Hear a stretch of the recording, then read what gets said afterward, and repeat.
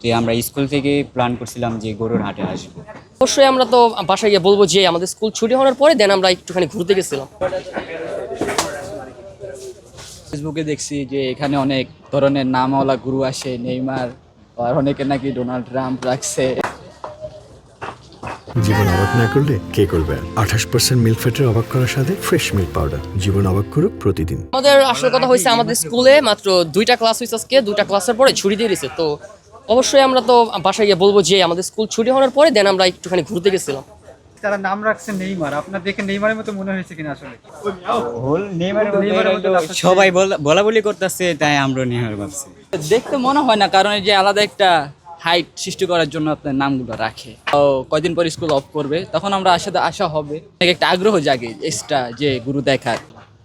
এই যে আমরা আসছি আপনার ধনিয়া শনিয়াকার ওই দিক থেকে, তো আমাদের মতো অনেকে আছে যারা আগ্রহ নিয়ে আসে।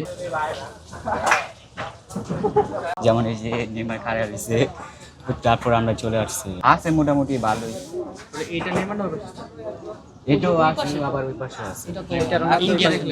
গরু ভালো লাগে, প্রতি বছর এটা একবারই উঠে হাঁটা, মানে এটা সবার একটা আগ্রহ জাগে যে আমরা গরু দেখতে যাব।